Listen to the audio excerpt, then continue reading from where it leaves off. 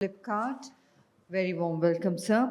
Dr. Suchitra S., Senior Consultant, Alternative Medicine and Natural Treatments. Very warm welcome to you, ma'am. Inviting Mr. Mayank Yadav, Vice President, Biocrop Sciences. Inviting Dr. Vibha Dhawan, Director General, the Energy and Resources Institute, TERI. And Ms. Jyoti Jha, Advisory Lead, Harvest Plus Solutions. Good afternoon, everyone.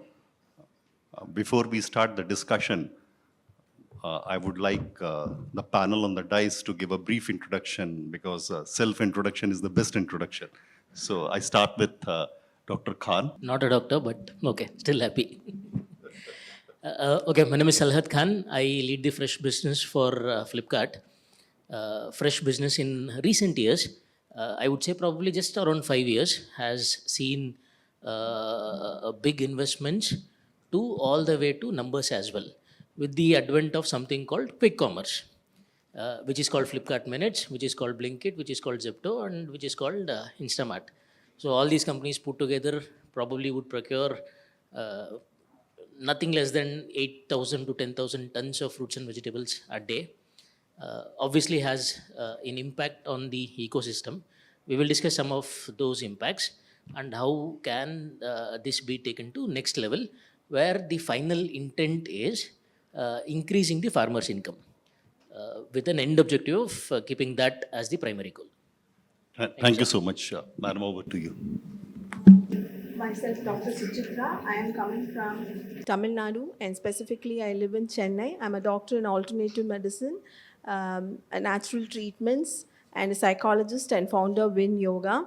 I work with multi-speciality hospitals, and even during COVID, when there were no bed situations, I was working with my own multi-speciality hospitals where people could be online with the support of allopathy doctors and our natural treatments to come out of the situation. And luckily, with our Tamil traditional herbs, people really have come out. That's a very keynote which I would like to present here. And I would like to, I have a foundation. In Tamil, we have a saying called "Unave Marundu," because that is food is medicine, and in Hindi, हमारा जो खाना है वही हमारा दवाई भी है. यदि हमारा खाना में पूरा न्यूट्रिशन हो and all the immunity building foods हमारे पास हो तो हमको किसी डॉक्टर के पास जाना नहीं है.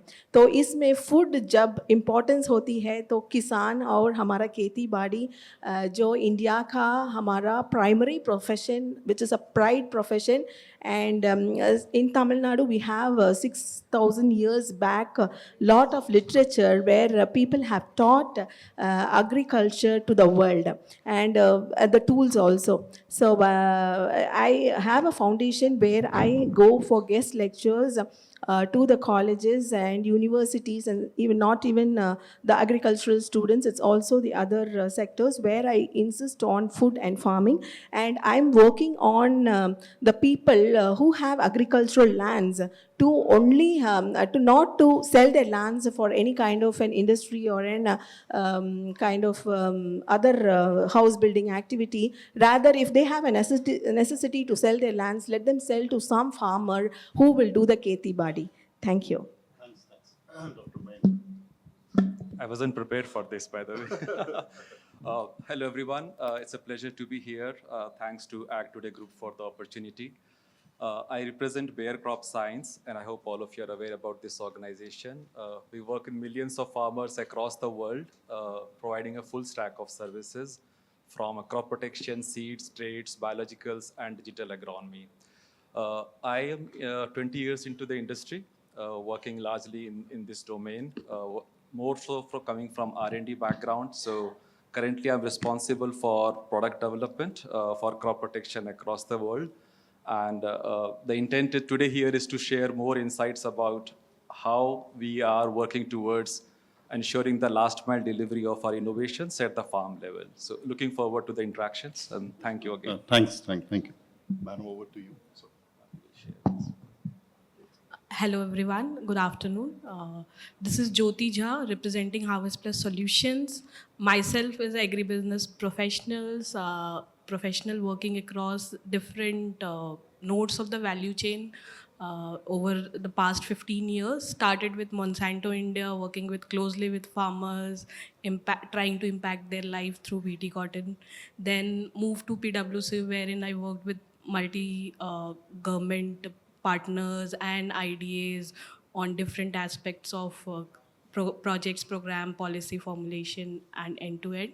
Currently working with Harvest Plus Solutions, wherein we are focusing on scaling biofortification, which we'll have a detailed discussion further. But we are working in Asia, Africa, and Latin America, trying to combat hidden hunger through biofortification.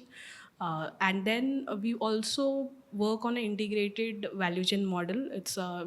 We start with farmers, obviously, wherein because they are the one who is going to implement any innovation. And in the past 20 years, wherein we are working with them, they are the one who will be impacting their life, obviously, and impacting our life as well. And then we work with different government partners, schools, because children and women are the most vulnerable population with us. So we work across different parts of India. We'll have a detailed discussion further. Over to you, ma'am. Thank you. I'm Vibha Dhawan, Director General of the Energy and Resources Institute, TERI. I'm a plant biotechnologist by training, and since 1985, I'm working with TERI. And if I say, what are we doing in TERI? It's sustainable development. And we have a very strong division working on sustainable agriculture. Because if we look at, because what we normally think is whether it's agriculture or forestry, it's a clean activity. But 16% of the total emissions, they come from agriculture. So which is a huge number. And really speaking, if we look at the way agriculture is evolving, we are moving towards high energy agriculture. So we are using a lot of fertilizers, pesticides, because our demand is to produce more and more food. So what we are basically looking at, and you all must have also heard that when we are talking of climate change, we are talking of nature-based solutions and how we can reduce GHG emissions. And that's where the country is also moving towards organic agriculture. But somewhere there is a challenge that we are too many mouths to be fed from the land which is shrinking because of other demands. So what we really need to look into, what role the microbes can play in increasing productivity, and what is it, the nano fertilizer, how it helps the farmer, and overall reduction, because it's not just the fertilizer urea. We are also talking about that the urea which is not consumed by the plant actually becomes a pollutant. So nitrous oxide, which is far more dangerous than carbon dioxide. So excess of nitrogen that we give to our fields actually contributes towards climate change. And water use efficiency is never more than 30%. So therefore, our aquifers are also getting polluted due to excess of the fertilizer we are using. So what are the new technologies? And we actually have developed solutions, which I'll be discussing later in the panel.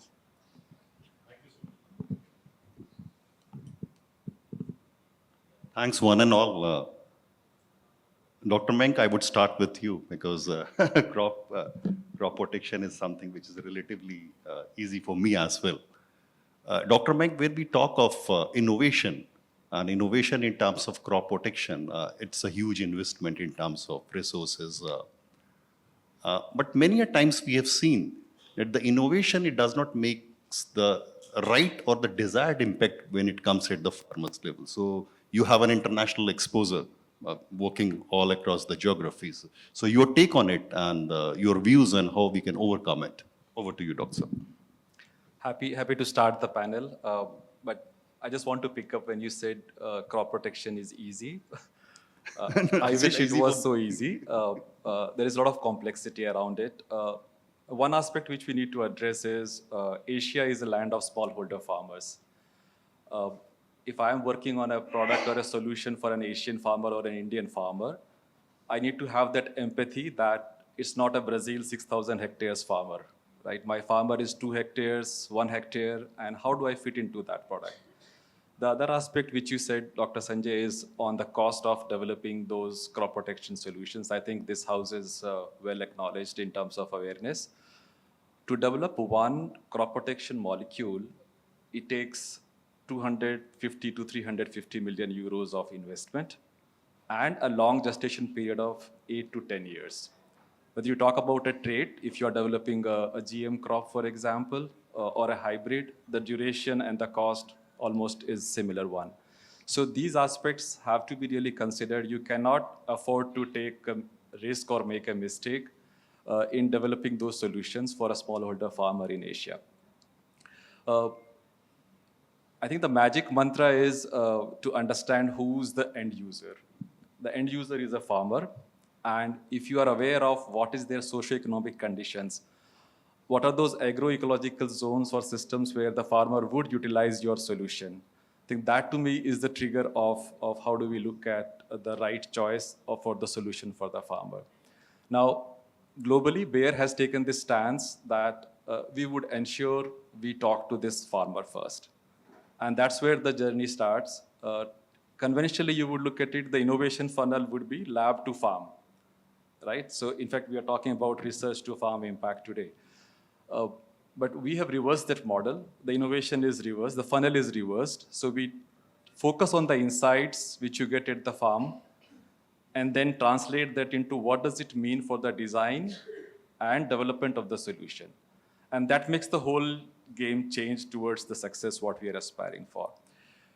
So there is a team of, dedicated team of agronomists, R&D folks with expertise in different domains, and as well as our marketing professionals, who would first chalk out what segment are we trying to address. Is it a chili farmer in Telangana, for example, or Madhya Pradesh, or a corn farmer looking for the control of the key pest of their crop?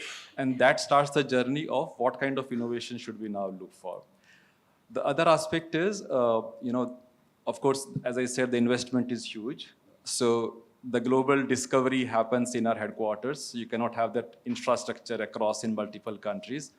But what we do is we ensure the decentralized testing format. So if I have to develop a product for India or a solution for India, I need to ensure that I test it under Indian biotypes of pest, soil, microenvironment, which a farmer would face. And so we have 2 global status sites across in Bangalore and Hyderabad in India, and multiple satellite sites across India, likewise across Asia as well, where we do this kind of testing to ensure we have a thorough understanding of the performance. The third component which I would want to mention is on the participatory work with co-creating with the farmers. So you have a prototype ready, but how do you evaluate it under real-time field conditions, right? So there are like hundreds of Bayer learning centers across Asia. All of you would have heard about Better Lying Farming Alliance. So we take these opportunities to invite farmers to look at the performance of my innovation through their eyes. And I can tell you the researcher looks at it, or a breeder looks at their product in a different way versus a farmer, right? For them, it is livelihood in terms of what they want to grow on their field. So all these components gives us a wide array of insights, which I would then ensure are built into my design and development of the product. So when I am launching the product, what does the value proposition mean for that product for the farmer? Will it solve a problem for that, right? So these approaches really helps us to ensure that the investment and that time which we are dedicating to develop that innovation is actually delivering the aspiration or the objectives which we are aspiring for. So to me, those are the aspects which really helps us to be foolproof and be ready for those innovations to be launched successfully. Thanks, Dr. Meng. Just a small correction. I said crop protection is relatively easy for me. But well said, Dr. Meng. Normally what happens, we advocate what we have. Yeah. But what I can understand from your discussion, you start with the need gap analysis, what the farmer requires. Yeah, exactly. Dr. Jyoti, now when we, sorry. Dr. Jyoti, when we talk of agriculture, so the agriculture now has 2 important aspects. One is related to the food security and very closely related to the nutritional security. So we would like to have your views on it. So, very important topic, sir, on this, because we have seen, everyone knows the 1960s era wherein we shifted from, we actually, if we see Indian agriculture, it has it has shifted to wherein we were looking for security, food insecurity was there. We shifted to surplus. Now we are moving on to smart production, because that was the need of the hour then.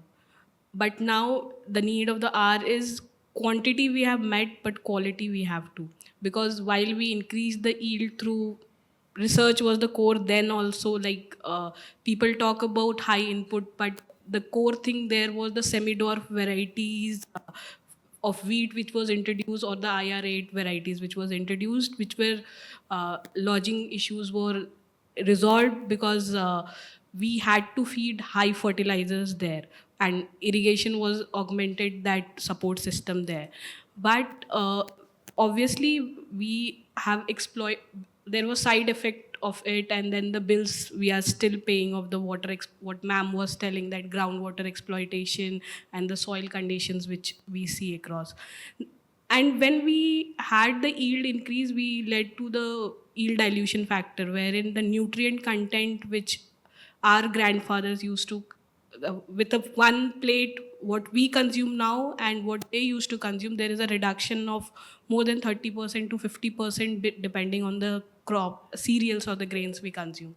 So nutrient density we have to increase in the crops. So through biofortification, that is nutrient dense varieties which CG centers have developed, and we are basically scaling it across different parts of the globe.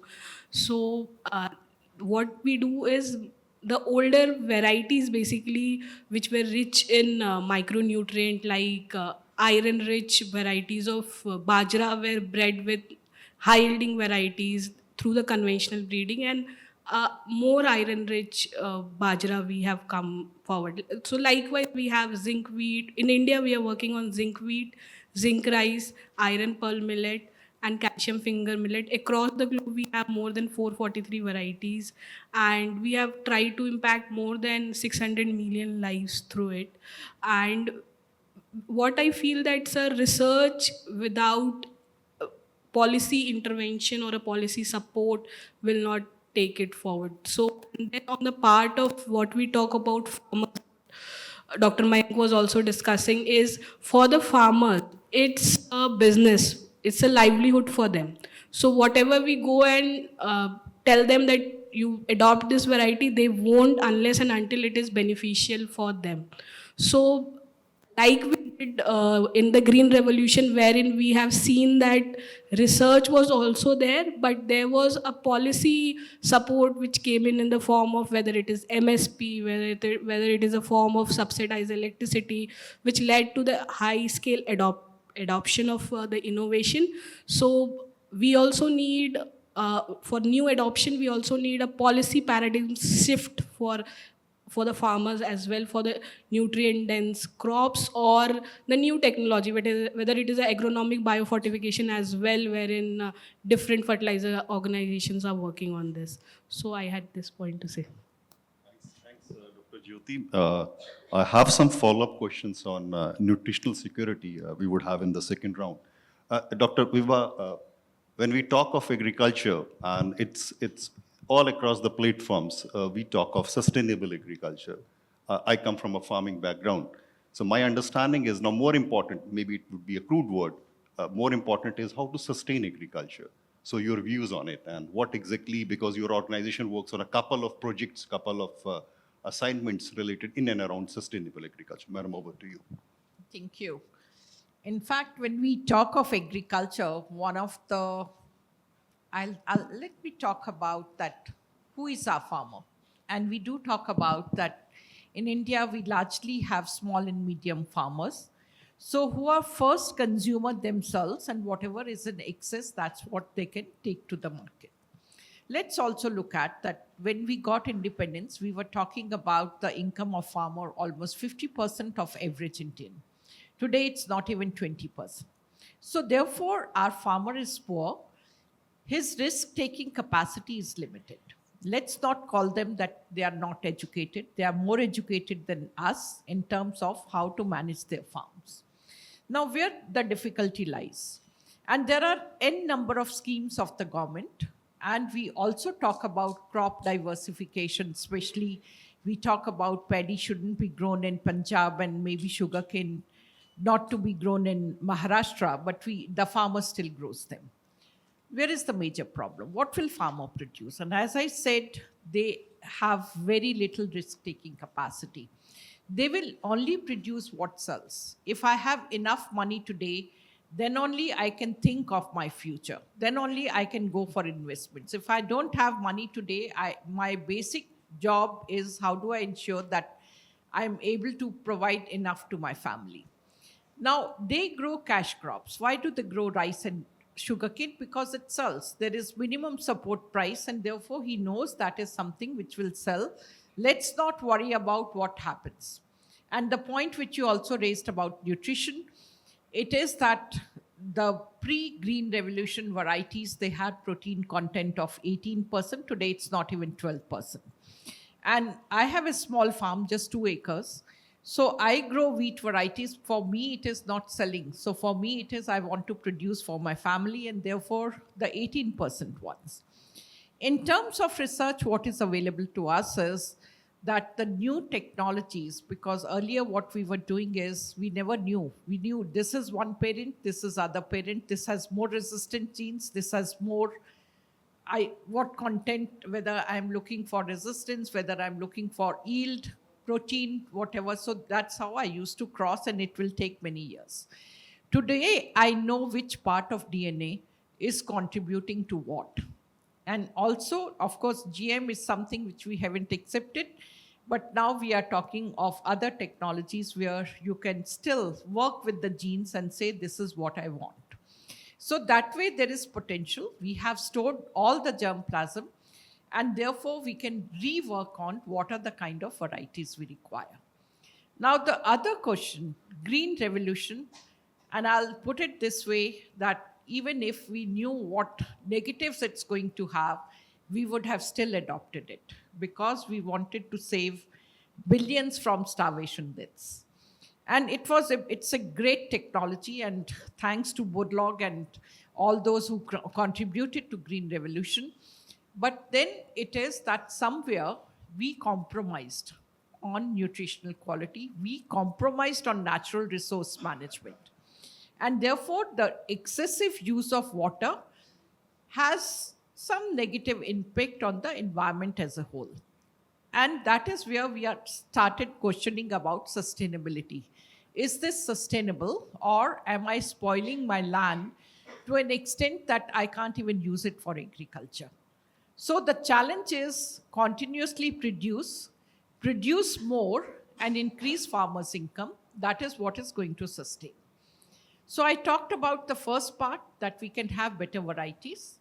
Let's also think of, because you can call it wrong policy, and you can also call it the challenge, that we want food to be available at an affordable price, and therefore water extraction for agriculture purposes is almost free.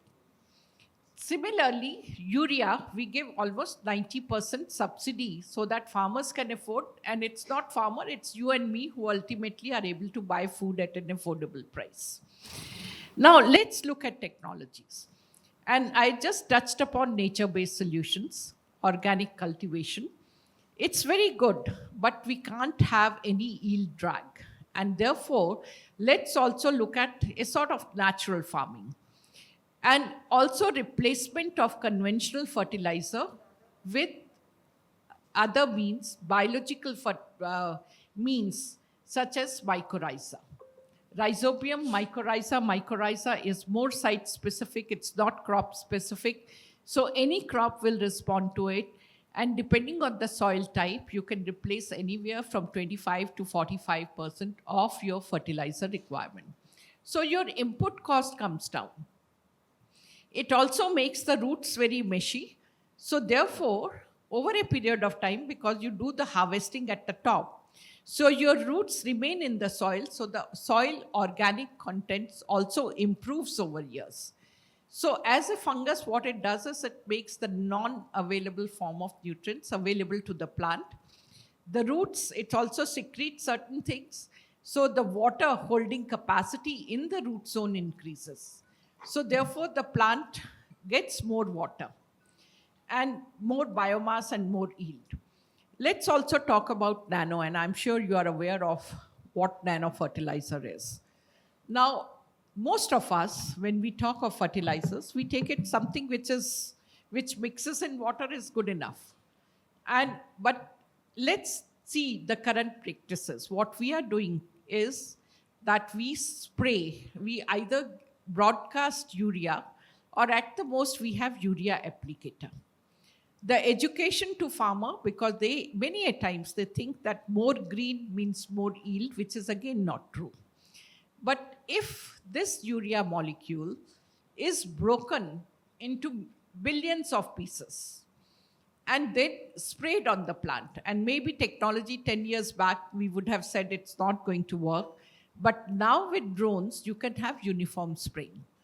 So it's something like, if I'm not well, I don't put antibiotics in the food and then serve to everyone.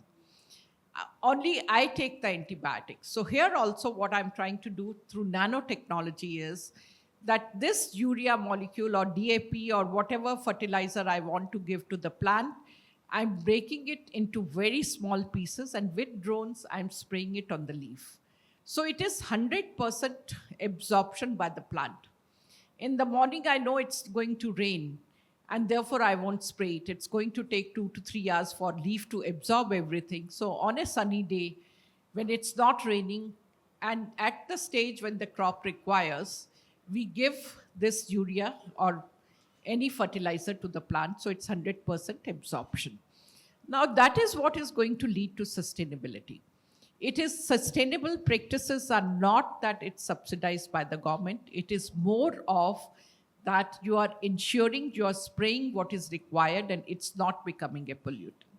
Let me come to another part which is more from what is happening in the country overall. We all are talking about net zero, that India will be net zero by 2070. And as a country, we are still haven't peaked in terms of our emissions. And what the opportunity that farmer has today is to earn through carbon credits. So if they adopt these technologies, there is, and we are fighting, we are just making all those papers that should farmer or the farmer should actually be compensated for reducing carbon emissions from his field. The other thing which is success is again carbon credits. And carbon credits are that if they put trees around the boundary of the field, and again through that how much of CO2 is fixed, they can be compensated for, and not something which we are talking in the air. We have distributed 45 CR already to the farmers in Punjab. So we give the planting material, there are buyers overseas as well as in India. So net zero essentially means that any industry, whatever their emissions are, they are saying those emissions are absorbed by something else, and trees are one of the best options. So it improves the microenvironment and so on. The other thing which again I'll talk about sustainability is agri-photovoltaics. And that is, can you pump water through solar? Again, a very good technology. And Terry started with one campaign, again in Punjab, where it was that let's do on an experimental scale that you give money to the farmer, that this is what, if you're growing paddy or whatever crop, we'll give you X amount of money. It's up to you which crop you grow. So pani bachao, paisa kamao. So therefore, if they use less of water, it is that they get that money in advance. Now, agri-photovoltaics again is moving in that direction. So what it is, that you are giving solar to pump water. Now, it's up to the farmer, and that is where they'll calculate whether I should pump water or I should give this electricity back to the grid. And what is more profitable? So that is how, when we are talking of crop diversification, it's also going to work. And that is how this entire sustainability, because let him have financial sustainability first and then look into, because they're going to keep on practicing agriculture in any case. So how do you make agriculture more profitable or fit in the larger context of the government that we have to be net zero over a period of time? Or rather, this becomes a vehicle to absorb emissions in later years. So that has already started happening. Thank you. And thank you so much, madam. If time permits, I have a question on biologicals, maybe. Let's see. Salat, we normally talk of production, productivity, and productivity has a cost for a farmer. So I understand your organization works on the return to the farmer. What exactly he would be earning, what he has produced. So over to you, Salat. We would like to hear. I'll slightly step back. Between these last 2 days, we have been talking a lot about FPOs. Lot of FPOs don't even exist on paper. Real execution is something far. But let me also talk about the positivity here. We work with a FPO. I'll come to the productivity because of this particular FPO. An FPO in a belt called Manchar near Pune. The end intent for anybody, either government or Flipkart, is to have that consistent supply from the farmer to our company. For Flipkart, for government, it is his income increase.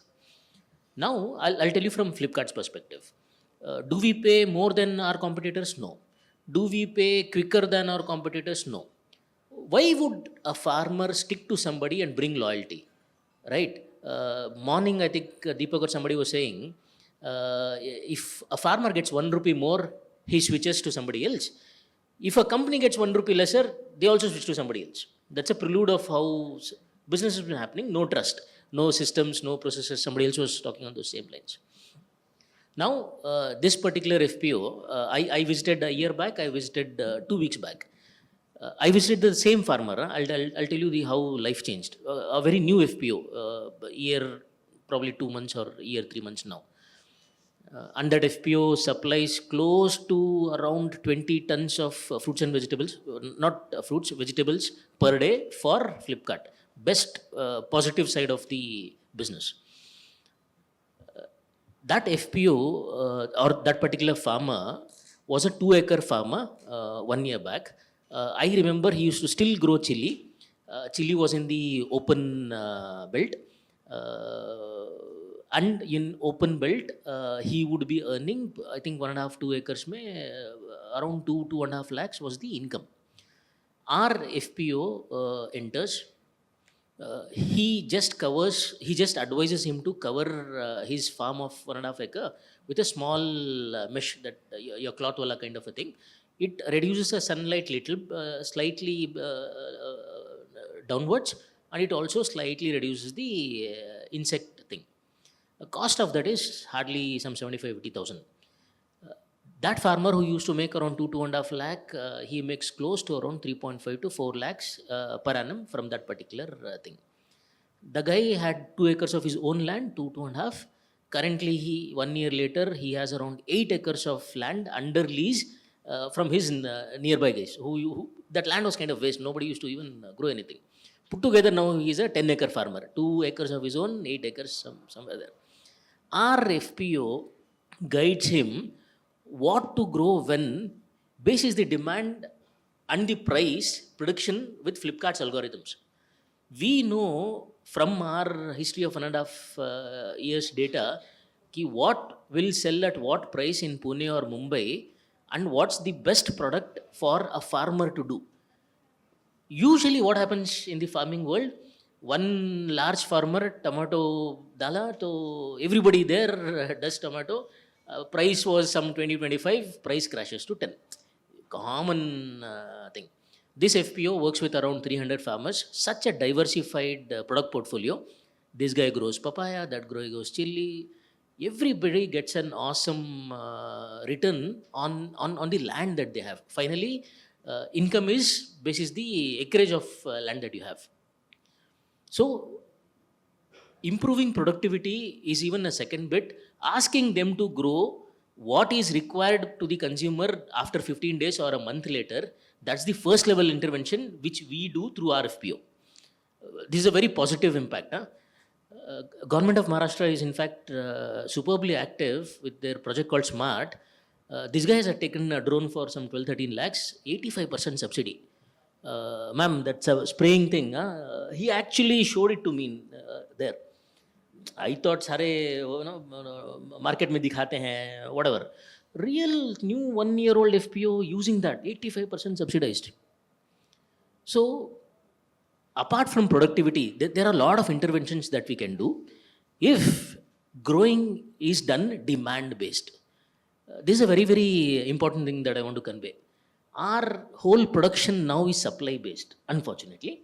We grow and then find a buyer to बेचने के लिए. What happens? You never get your price realization. You go to Mandi or wherever.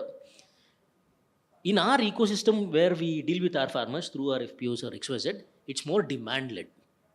We give them predictions ki 1 month later, 3 months later, this is required, and this is in tonnage, as simple as that.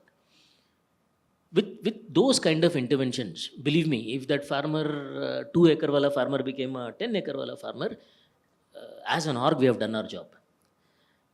Similarly, I'll give you one more example. Cauliflower. Doctor साहब थोड़ा सा समय का ध्यान रखिए. I'll take one more minute. I'll just take an example of cauliflower. 2% of our customers on Flipkart who order cauliflower ask for refund because of one worm. It's a big commercial loss to us. This org, small device worth 18,000, shows the insect pattern कि क्या insects physically आया है, soil water content as what ma'am was saying, which insect has attacked and what to use to prevent that insect. When we try to check worms in cauliflower, it's impossible. To do it when our sort grade, it's next to impossible. But when we supply it to our consumers 2-3 days later, एक worm के चक्कर में we lose all the whole money. Moving back, how do we solve this problem? What insect had attacked that cauliflower land? What is the exact thing to be used? Simple guidance to that farmer gets the best product to us. Such a simple thing. We cracked our heads for 6 months to how do we remove those insects from cauliflower. You can't use water, we use light, we use lot of things. But for worms, जा ही नहीं रहते. Obviously, it will never go because the problem lies somewhere else. So, improving farmers' income is not just about productivity or cost inputs. There is a lot to do with advising them what to grow, when to grow, and helping them with these tools so that they earn more. That's the whole 2 cents about me. Thanks, Dr. Khan. The same practically जो आपने कहा और थोड़ी देर पहले जो Dr. Mayank ने कहा कि it all starts with the need gap analysis. What exactly the farmer needs. Dr. Suchitra, if my understanding is correct, do excuse me if I'm going wrong somewhere. You work on the nutritional aspect of agriculture. So is my understanding. Yeah. First, in my first talk, I usually thank the people who have organized this. Agricultural Today group, Mr. Khan and Harris Khan, for such a wonderful gathering, the 2 days. And we also met with our Union Minister, Chiragji, for food and processing, and our information technology and science and information technology minister, Jitendra ji. And I also wish to tell my pranams to the Chief Justice who's here. So many things we have to thank. And when Sir was talking about it, about the tomatoes, my mind was actually going with the vitamin C, which we talk about, the immunity. So whatever the surplus of the tomatoes are there, actually when it goes to the market, only in our own market, we will have only a limited consumption for that period. But the excess of the tomatoes can always go in for a value-added product for the skin, or it could be even for our intake of vitamin C and so many things. So whenever there needs a support system to the farmers, when I have to talk about Tamil Nadu, we are already facing a problem where we do not have people to do the agriculture. That is our problem. When it is compared to North India, at least there are people who are working for the agriculture and in the live thing. And the land wise also, we see the South India is having, if India is having around 160 to 195 millions of acres for as an agricultural land, which we should be really proud in the world.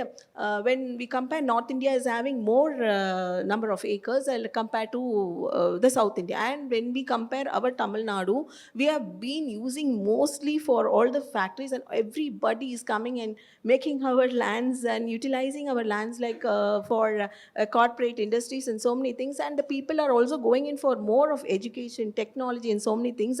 And yesterday also when one of our minister was talking about, don't think that whenever we talk about startups, it is related to only Bangalore, where the technology was a startup. And now we have 2 lakhs of startup companies, when we have been with the 13 to 15 years of startup earlier.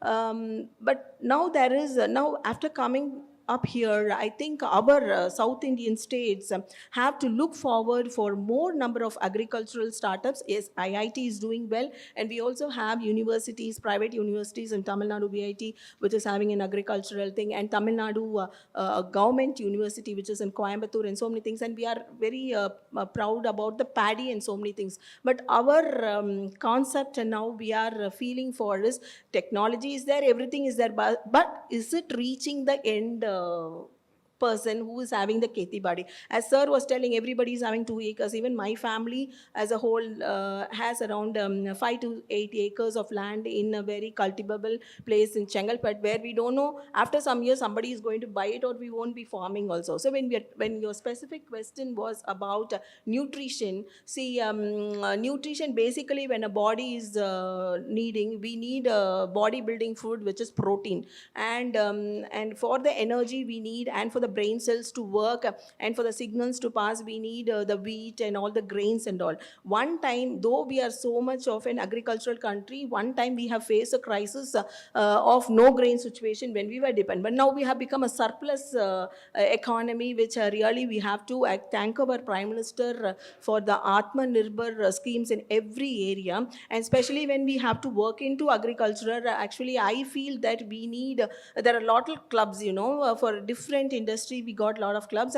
And what the clubs actually do when it's actually doing an activity, it goes with some discussion, awareness, and then later it goes for food, and later it goes for drinking and all. But I want to go in for some kind of agricultural clubs throughout India, which will be having their meetings mostly, even it could be the closed cities also, but some meetings that's happening in the villages, where we are involving the villages, and we do have the funds for them to get into the awareness and see to the implementation of things. So nutrition means, so vegetables and the horticulture is a place where we need the basic things. Zinc, madam was talking about zinc based food grains and all. So nutrition is in zinc. And today also somebody was talking about the vegan meat, which is more in the jackfruit. And yes, India is famous for all over the world, the people love dosa, okay? In that dosa also we have the black gram and the rice, which is the nutrition food, where we have both grains and as well as the proteins which is available. And so is sufficient? Means we need more of iron, which is say everybody is more bothered about their mental health as well as their hair. Now, when we talk about the mental thing, we go to the head means hair. So we need iron. It's not only iron, it's a hemoglobin, means we need protein as well as the iron. Then only it is a hemoglobin will be produced in your body. And I am a founder of Win Yoga, but whatever be the food, whatever be the activity, I feel that physical activity, as a doctor, any doctor in the world will say, even you take any kind of a nutrition and you have good health practices, still when you are in a physical activity, which yoga is, we have Tamil Nadu Kanchivaram, that our Guru, Patanjali Guru, who has given, and now we are very proud to our Prime Minister for having declared International Yoga Day, and it's been celebrated so well, not only in our place, all over the world. So the nutrition factors, whatever the surplus, there must be some system where the government or the private agencies procure the surplus at a reasonable rate where the farmer does not get affected, or in fact, because it's going to be a value-added product, it can be given even more price, because every vitamin product has got, for either for the skin or for the intake supplements, where no preservative based things can be worked on. And we have lot of technology where we have to work in more for the agricultural improvements Thank and you so much. implementations. Thank you so much. Very quickly, Dr. Mayank, taking advantage of your international exposure, we would like to have your views on the new wave of chemistries. Well, okay. So let me give you a bit background. Conventionally, when you discover a new crop protection product, you would screen hundreds and lakhs of compounds. And it is by hit and trial method whether you get the desired compound you want or not. And that's one of the reasons we have very few molecules coming up in last 10 years, if you look at it. But with the advent of technology, what has happened is the entire process of discovering new compounds has changed thanks to our AI. And in Bayer world, we call it crop key. So I would look at an AI-driven CP discovery, which means I would take advantage of bioinformatics. I would take advantage of computational biology. I have huge set of data in my warehouse, which I can utilize to simulate the models, and then design this molecule. So as a chemist, if I am not having this suite of services around me for data scientists or computational biology, I am handicapped. But once I have this ecosystem, then I can bring more ideas or creativity to design the chemistry. So this has actually made a sea change in how we invent or discover new compounds. And I don't know if you're aware, for last 30 years, we did not have a new mode of action discovered in the whole CP world. Through this crop key or AI-driven discovery, we could have a new mode of action for a herbicide. And there are multiple other products which are in pipeline which are helping us. The advantage is, if I find something wrong in terms of safety or chemistry, I have to drop the project and go back and start from scratch. But with AI-driven discovery, I have a digital twin, if I may call. And because of this, if I want to tweak the chemistry, tweak the analog, tweak the molecular structure, I can do it easily and then start from there, rather than going back to the step one of the journey. So this has been a sea change in terms of how we discover through this crop key approach in Bayer world. And that is also leading to advent of multiple innovations which we can bring around. You can design a safer chemistry as per the required attributes to address your farmer needs. Environmental safety, human safety, toxicology, all those attributes are kind of under control, which was not there 10 years back or 15 years back. So that to me is a big value addition which science has brought to us for the farming community as well. And I'm sure as an industry, we can then have way more options for this approach. Thanks. Dr. Jyoti, maybe some insight on, because I was having a side discussion with you, maybe we would like to have your insight on nutrient-dense crops, because it would be good for everyone to have an understanding of it. So, so nutrient-dense crop, which we talk about, is the biofortified crops, which are rich in micronutrient, the essential micronutrient, whether it is zinc, iron, vitamin A, because as ma'am also mentioned that zinc, iron, these are inevitable. It is very much required, because in India we have 57% children who are anemic, and if we see the numbers of women, it's 67% of them are anemic. So it's very much important.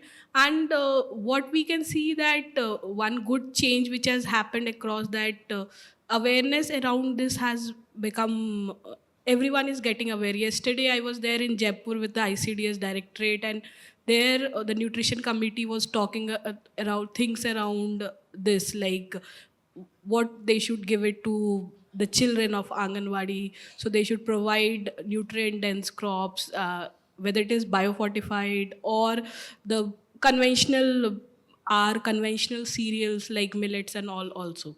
So that focus should be there, because as I discussed earlier also, because that nutrient loss has happened through the different aspects and activities which we did around farming. So this is very much required, and it's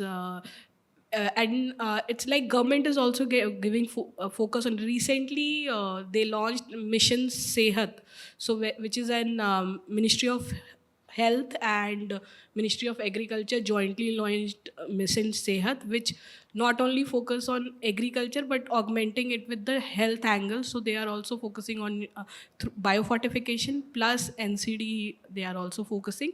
And one thing I just want to highlight, sir, like we had a discussion earlier also, like low GI rice. So we have this. Diabetic 101 million Indians are diabetic. So there are varieties which are low in GI rice. So because we are like hardcore rice eaters. So and then we also have developed varieties which are rich in zinc, and along with that they are low in GI content. So these kind of innovation is required. My only submission around this would be like our motive has been like it should be affordable. We should not make these grains as costly as we did it with organic, that it is not reachable to all the mass, because nutrition which we are trying to cater should be affordable to all across. Obviously the farmers who is growing has that access to it, but it should not defeat the purpose for which it was innovated for. So this is from my side. Dr. Viva, a quick question for you before we get the warning. Normally, when we talk of sustainable agriculture, so the first part that comes into mind is biologicals.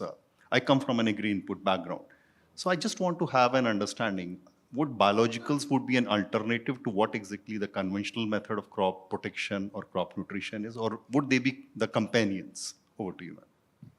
Yeah, you're absolutely right. And biologicals in the past, they have served a very important role. But with monoculture, it's going to be little difficult. I'm not saying it's not going to work, but what we can also look at, because one is biologicals and the other is safe chemicals and how to apply them. Usually, as we all know, for farmer or for anyone, profits is the main motive. And therefore, even if you tell them that you need to leave your crop for so many days before you harvest, they are not going to follow. Because, and I have experience. So I asked my person who is taking care of the farm, and he very rightly, he said, you'll scold me because if I pluck a fruit which is small, you are not going to be happy. And if it's old, then also you are not going to be happy. What we are also looking at when you talk of biologicals, there are many other alternatives as well, because like we are talking of making things like at local level. It's Gaumutra, it is Neem. So there are so many things which are available with the farmer to take care of. It's really not that biologicals prepared in the factory. The other thing is when I'm talking about nano, it is again, we are talking about that how do you make something which is in much smaller, because one of the problems, you are talking of two biologicals. One is that the insect itself, which will eat the other insect, and the other is biological, which is coming as a chemical. So as a chemical, when we are talking about, one of the other problems becomes like even neem based. How will you collect so much of neem leaves? How will you bring them? So your production cost becomes very high. And then is the shelf life of that product. So no one wants to keep it. So over there, we are looking at that can we move towards nano so that your requirement becomes very small. So it is what we should concentrate on is safe chemicals. How do you apply them, that education part of it, and how do you reduce the quantity which is to be used, and lastly it's the shelf life and affordability of that product. Thank you. Thanks. Salat, a quick question to you before we close it. Salat, yesterday we had a discussion that yes, horticulture would be driving agriculture.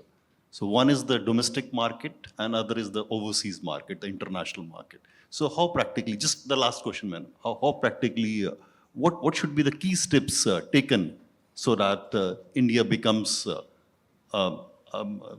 it's a potential for the farmer, so maybe quickly you can touch upon it. I was talking to somebody in the morning in the same lines. Yesterday's Union Minister's address as well as Dr. Khan's address had two difficult points. One, he compared China, India, US, largest, middle, third. Value creation done by US is 10x, India is 1.2x, and China is probably 3x of the food products. Now, food processing is value creation as simple as sun drying. Domestic consumption increase or farmers' income increase is also dependent upon increasing that shelf life through smallest of the means, which means food processing. Food processing does not mean that only your Unilevers of the world convert tomatoes into puree. It could be the smallest of the farmer with a 20-30 lakhs kind of a capex funded by government converts those tomatoes into dry tomatoes as well. Would India consume? Might not have an answer because we are not used to eating those. Fortunately, Walmart, being our parent company, our global CEO was here. We procure close to around $8-10 billion now. Target is some $30 billion of the total thing. It includes garments to a lot of things. Recently, a company called Superplum is about to start grapes from India to Walmart, China. Similarly, with various standards, with a little bit of shelf life increase, Indian products going outside and getting their value, the answer is yes. Currently, it's very small level. I mean, some of the people do some value creation and send to very small markets, some shops in the US. Walmart being Walmart, $700 billion is the goods value of the goods sold. $100 billion is the value of the fresh produce sold.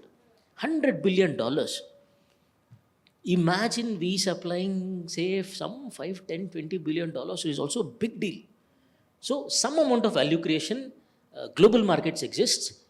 Indian markets can also consume. Both of these put together, your end result of farmers' income surely is possible. Thanks, Salat. Thanks to one and all. It was a quite learning session for me at least. And I'm sure the discussions, the inputs and the deliberations have benefited everyone into this hall. Thank you very much. Thanks. Thank you, sir. And may I request Ms. Rajni Shaleen Chopra, Group Editor, Agriculture Today Group, to kindly do the honors of felicitating dignitaries on the days. We would like to do the honors for Mr. Sanjay Chaudhary, Vice President, Strategic and Corporate Affairs, Indo-Gulf Crop Sciences Limited, and our distinguished moderator for this session. Thank you, sir, for wonderfully moderating this session. We present to Mr. Salat Khan, Director, Fresh Flipkart.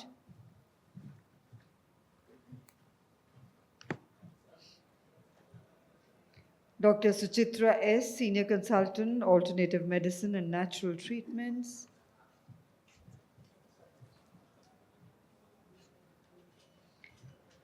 To Mr. Mayank Yadav, Vice President, Biocrop Science.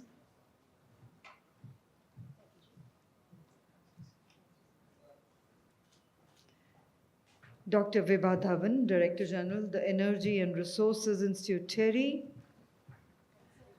and to Ms. Jyoti Jha, Advisory Lead, Harvest Plus Solutions. And may I request our dignitaries to kindly come together for the group photograph, inviting all our guests to kindly join us for lunch served outside in the pre-function area. The next session will commence sharp at 2:15. We would request you all to kindly be seated back in time.